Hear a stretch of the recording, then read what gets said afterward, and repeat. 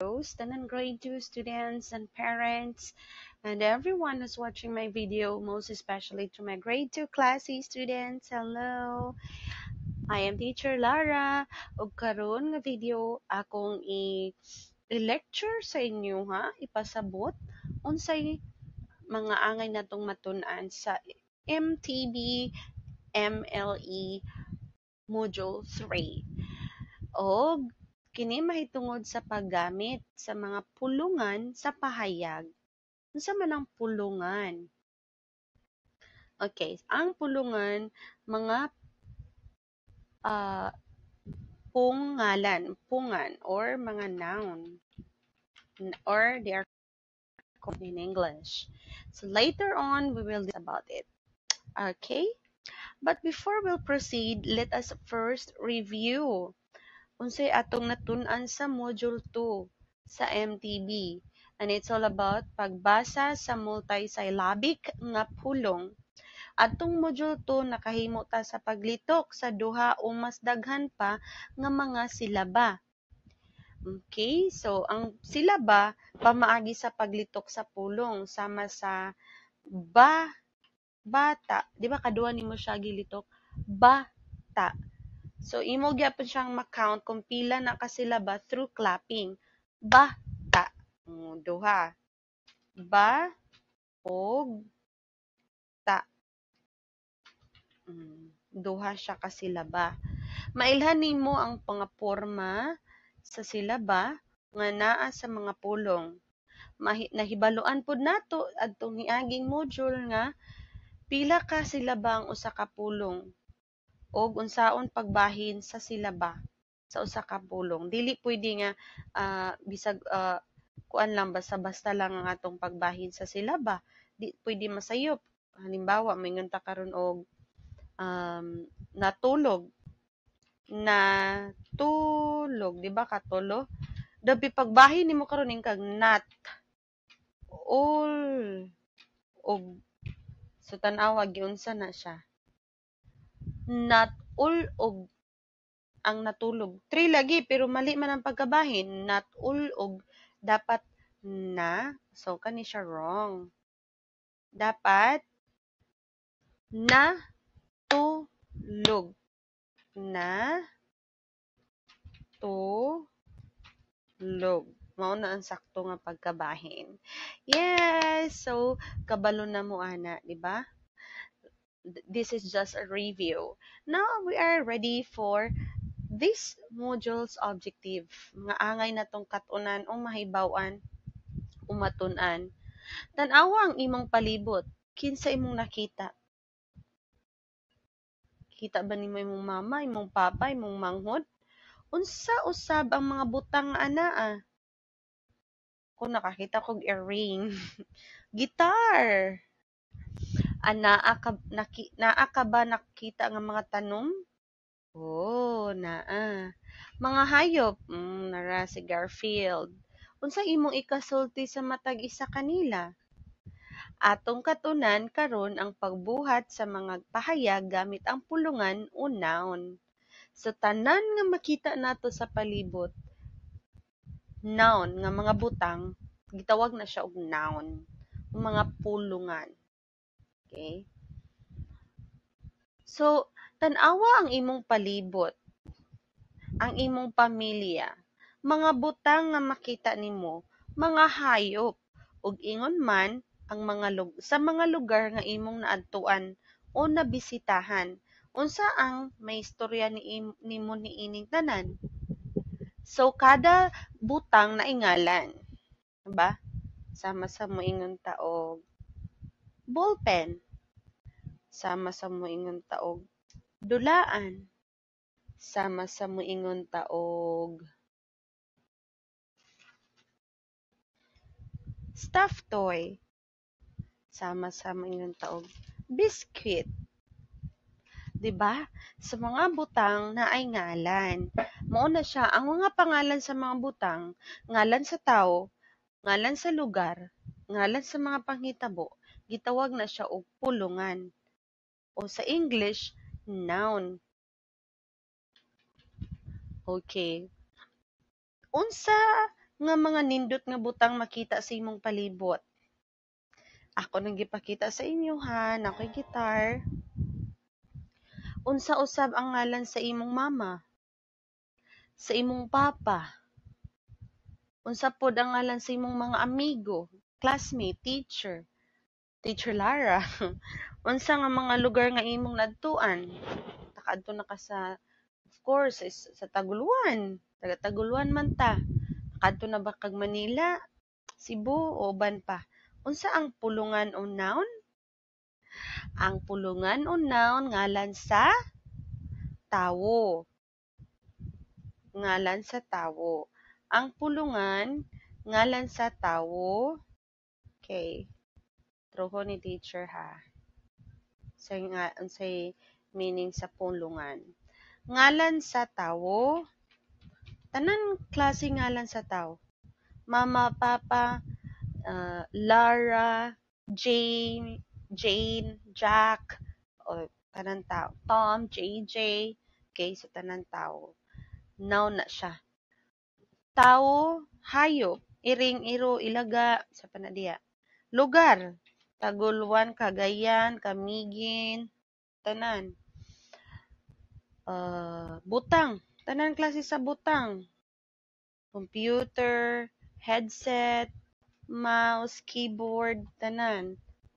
Noun, mga panghitabo.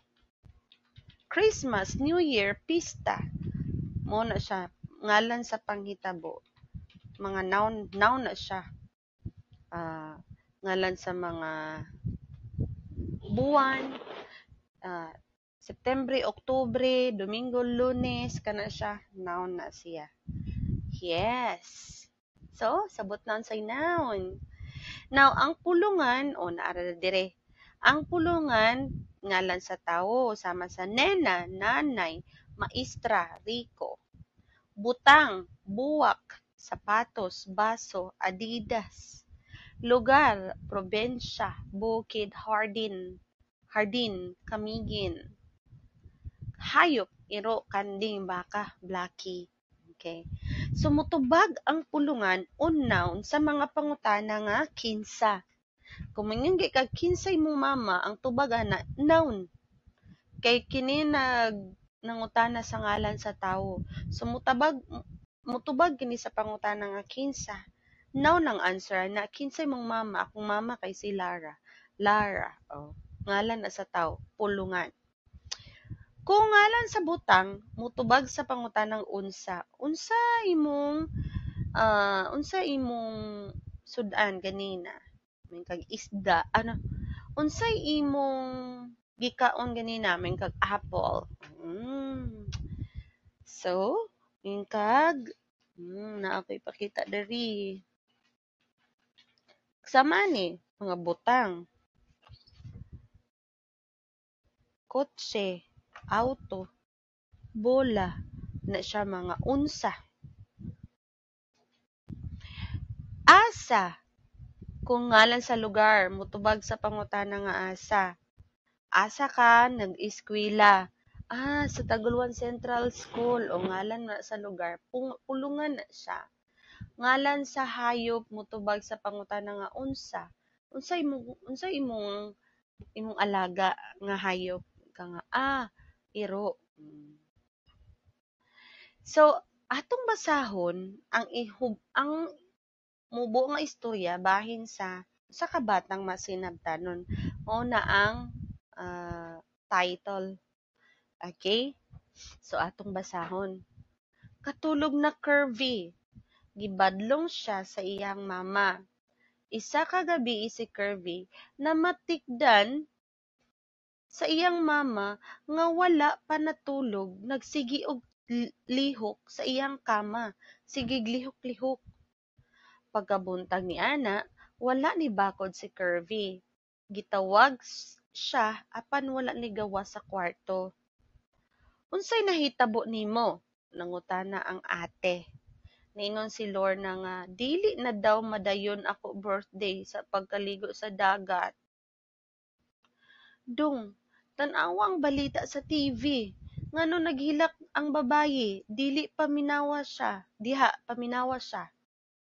Ingon daw ang papa niya nga, "Dong, tanawa ang balita sa TV nganong naghilak ang babae diha, paminawa siya."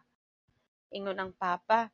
Nagtan-aw og naminaw si Kirby, diin ang babayi naghilaka kay namatay iyang anak tungod sa problema sa sakit nga COVID-19 virus. Uy, namatiyan daay ang babae sa virus, iyang anak. Nisulti ang doktor nga gi-interview. Dili gayud kita mogawas sa atong balay. Labaw, nagyud ang mga bata, apil ang mga lulo ug lula, para makalikay kita sa maong sakit kay walay pilion ang matakdan sa sakit. Pwede mo gawas kung mupalit lang sa imong panginahanglanon. Naay multa ang kinsa nga musupak niini. Nisumpay usab ang pulis nga gi-interview. Papa, dili na ko gusto moadto pa sa dagat, dinhi na lang ta sa balay, ingon si Kirby. Sige lang dong puhon, mawala ni ang virus, maligo ta sa dagat, mag-picnic ta bisan dili imo birthday. Dili gyud kita magsupak sa balaod. Matud pa sa papa ni Kirby. Salamat papa. Padayon ta mag-ampo sa atong Ginoo nga mawala na ang COVID-19 virus. Nabibo ang birthday ni Kirby bisan wala iyahang bisita. Iyang mama nag-andam sa cake, balloon, lechon manok, nga paborito ni Kirby. Naapod tsokolate, ice cream, og sorpresa sa iyang papa ug mama nga bag-ong bisikleta. Nalipay kayo si Kirby sa iyang ikawalo nga birthday. Yes, it's a happy story.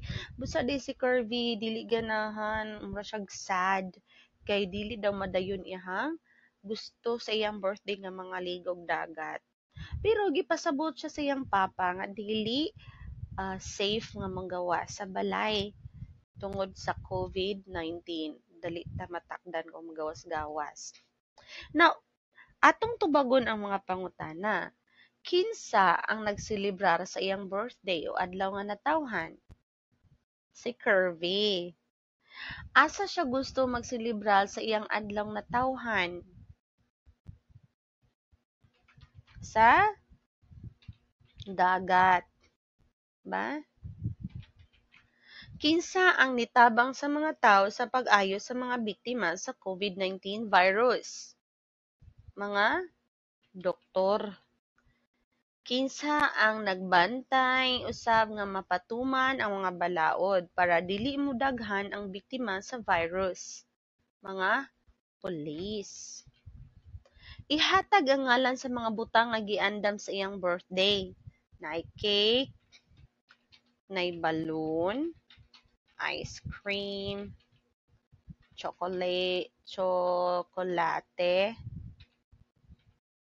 ug uban pa, no? Lechon manok. Ngano dili madayon ang birthday ni Kirby dito sa dagat? Tungod sa COVID-19.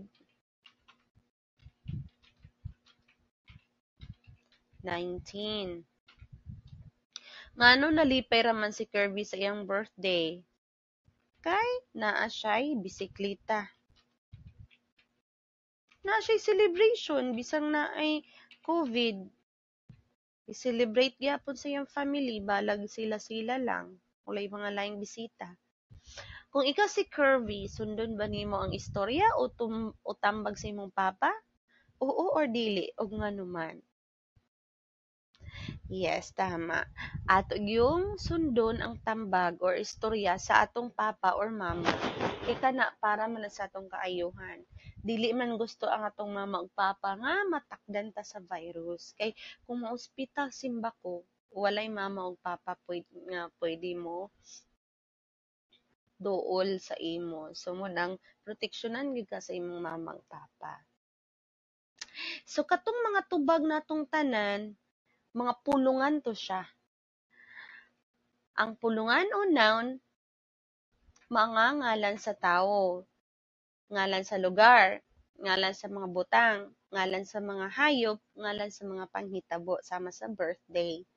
Unsaon paggamit ang pulungan o noun sa pahayag o sentence?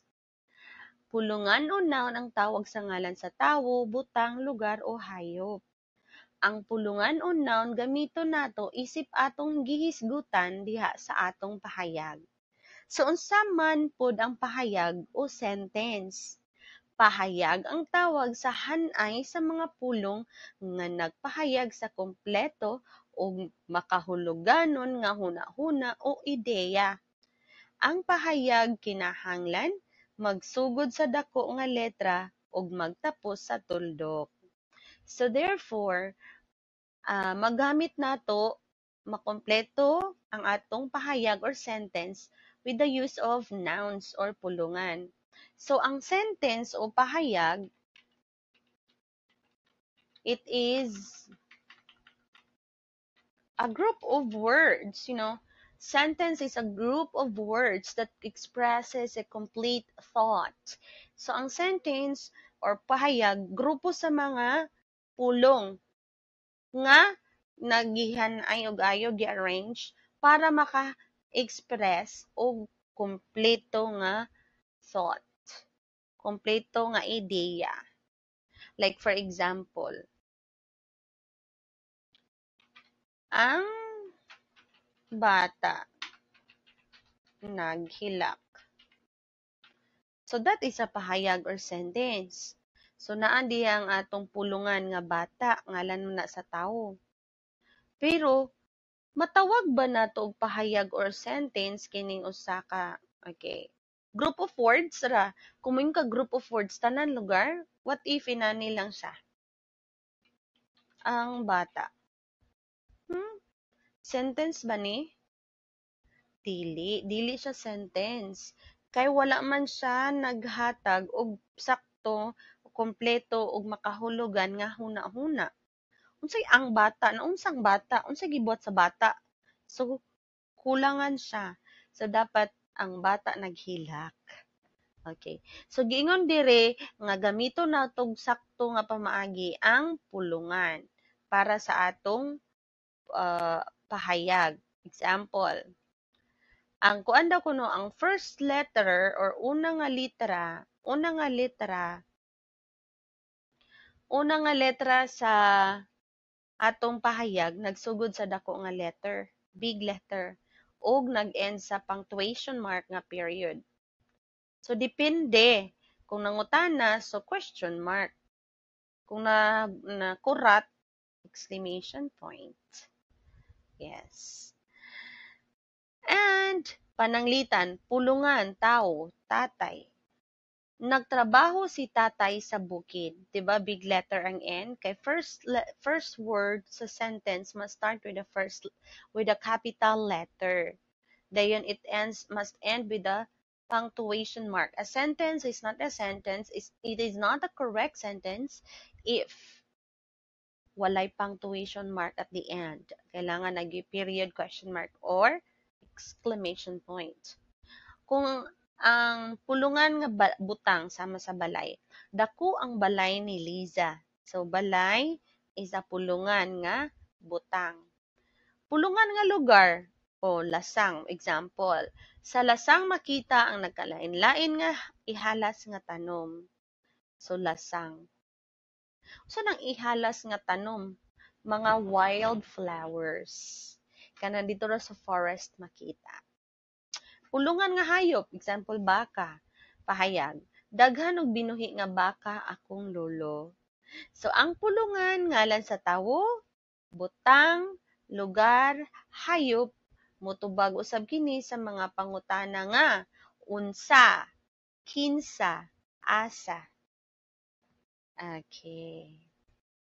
So ikaduhang giniyahang buluhaton, ibutang sa insakto nga hanay ang mga pulungan.